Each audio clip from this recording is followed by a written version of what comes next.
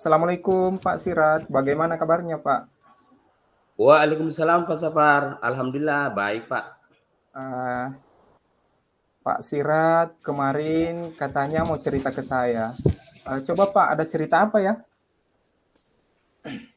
Begini Pak, kemarin kan saya sudah disupervisi oleh pengawas. Setelah disupervisi, saya mendapat teguran dari pengawas karena pada saat saya mengajar, saya tidak menggunakan buku teks. Padahal kan saya mengajar di luar kelas tentang pengamatan lingkungan dan di lingkungan itu sebagai sumber belajar. Dan pengawas juga sudah menyampaikan kepada kepala sekolah. Nah begitu Pak Safar. Mungkin Bapak bisa membantu saya mencari solusinya. Oh begitu ya. Berarti Pak Sirat sudah punya potensi yang sangat luar biasa dalam mengajar. Apalagi tanpa buku tes dan memanfaatkan sumber daya sekolah sebagai acuan lainnya. Nah, apakah mengajar itu Pak Sirat kemarin sudah mengacu pada kurikulum tidak? Sudah Pak, sudah sesuai Pak. Cuma saya menggunakan lingkungan belajar di luar kelas. Tapi pengawas bilang kok kenapa tidak menggunakan buku teks. Padahal saya menggunakan kompetensi dasar yang sesuai dengan kurikulum. Ternyata pengawasnya tetap tidak mau terima. Nah, begitu Pak. Solusinya gimana ya? Oh, begitu ya. Nah, sebelumnya dari diskusi kita kali ini, Pak Sirat, kita mau mencari solusi atau Pak Sirat yang menginginkan sebuah harapan dari diskusi ini. Kira-kira Pak Sirat inginnya bagaimana ya? Begini Pak, saya inginnya mencari solusi untuk menghadap kepada kepala sekolah dan menjelaskan bahwa cara mengajar saya ini sudah benar. Saya juga menggunakan beberapa media selain dari buku teks, seperti tayangan video, alat peraga lainnya. Dan saya juga mengajak anak-anak untuk mengamati di luar lingkungan di luar kelas, supaya anak-anak tidak terlalu bosan dan itulah yang seperti yang kami harapkan. Jadi bagaimana caranya supaya saya bisa menjelaskan kepada kepala sekolah? Oh, begitu ya, Pak. Jadi yang diharapkan nanti Pak Sirat bisa menemukan solusi dari masalah Bapak ini. Sebetulnya Pak, ketika pembelajaran, apakah Pak Sirat sudah mempersiapkan bahan ajar untuk siswa Bapak? Sudah Pak, mulai dari rancangan pembelajaran, RPP, media, termasuk PPT Pak, sudah siapkan. Dan juga anak-anak saya arahkan untuk mengamati, seperti yang saya sampaikan tadi, mengamati lingkungan di luar kelas. Kemudian saya juga merespon pertanyaan-pertanyaan siswa. Cuma memang pada saat itu saya tidak memegang buku teks. Seperti itu. Oh, begitu ya. Padahal sudah bagus ya Pak Sirat. Bapak telah memanfaatkan lingkungan, lalu Bapak juga sudah mengembangkan potensi yang dimiliki oleh Pak Sirat. Nah, kemudian ketika mengajar tanpa buku teks itu, apa ada kendala atau tidak ya Pak? Tidak ada kendala Pak. Bahkan sebelumnya saya mengajar itu malamnya saya sudah mempersiapkan segala sesuatunya.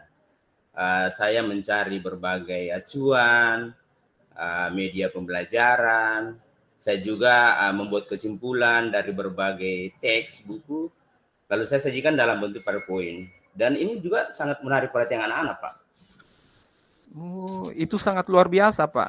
Ya, Kan Bapak sudah memanfaatkan sumber belajar lainnya, bukan? Lalu bagaimana Pak hasil belajar anak dari pembelajaran tersebut? ya justru anak-anak lebih giat belajar, Pak. Bahkan lebih termotivasi karena setelah mengamati di luar, anak-anak saya suruh untuk kembali menulis apa yang menjadi temuan mereka. Kemudian menempelkannya di kertas karton yang disediakan di kelas.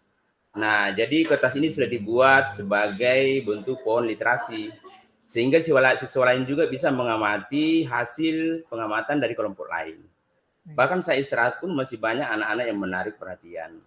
Dan masih banyak mengisi pohon literasi, Pak. Nah, jadi intinya hasil anak-anak menjadi baik ya Pak. Eh, Meningkat terus, terus perasaan anak-anak juga menjadi senangkan ya Pak. Iya Pak, anak-anak jadi lebih suka. Jadi secara tidak langsung kompetensi sosial emosional juga muncul dalam pembelajaran seperti itu, Pak.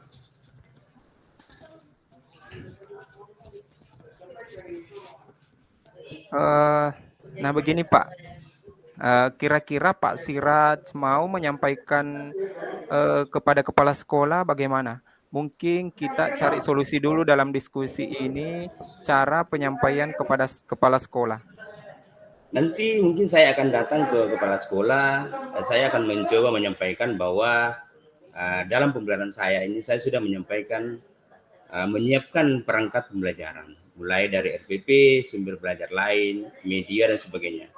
Dan mungkin pada saat itu sepertinya pengawas pada saat itu tidak melihat RPP yang saya buat.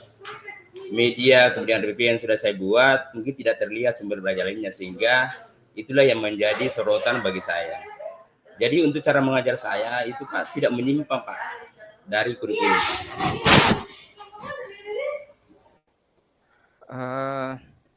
Sebenarnya itu sudah bagus Pak, ya, itu sudah bagus sekali.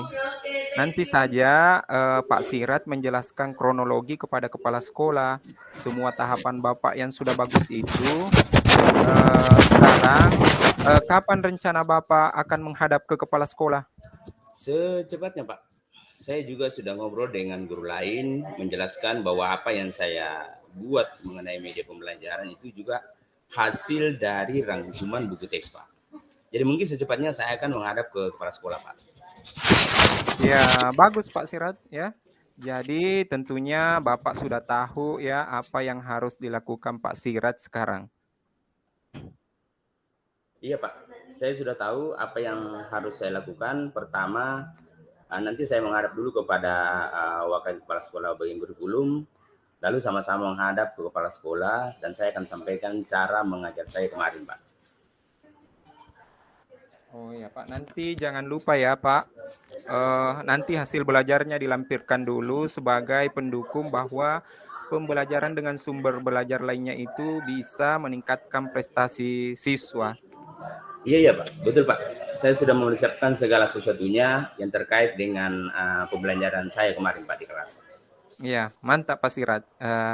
Bapak tadi kan sudah menyampaikan permasalahannya dan segala sesuatunya sudah Bapak kemukakan.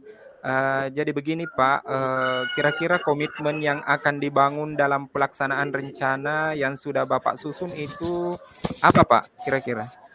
Jadi begini Pak, sebetulnya saya kan ingin mencari dukungan dari teman-teman sejawat, sekaligus juga saya ingin meluruskan kepada teman-teman bahwa permasalahan kemarin itu supaya tidak terjadi miskomunikasi, saya juga butuh motivasi dan dorongan bahwa apa yang saya sudah lakukan kemarin itu tidak salah, sehingga kepala sekolah bisa menyampaikannya nanti kepada pengawas Pak. Ya, semangat ya Pak. Semoga nanti apa yang disampaikan Bapak kepada kepala sekolah berhasil membuka mata hati kepala sekolah bahwa pembelajaran sebelumnya, pembelajaran yang telah Bapak laksanakan itu sangat baik untuk kemajuan siswa. Jangan lupa ya Pak, nanti hasilnya kasih tahu juga ke saya bagaimana setelah berbicara dengan kepala sekolah. Jadi harapannya nanti semoga saya doakan semoga hasilnya baik ya Pak, dan semua permasalahan Pak Siraj dan tidak ada lagi ganjalan dalam hati Bapak. Iya Pak, terima kasih banyak Pak sudah mau mendengarkan permasalahan saya. Iya, sama-sama Pak Siraj. Terima kasih Pak. Sama-sama.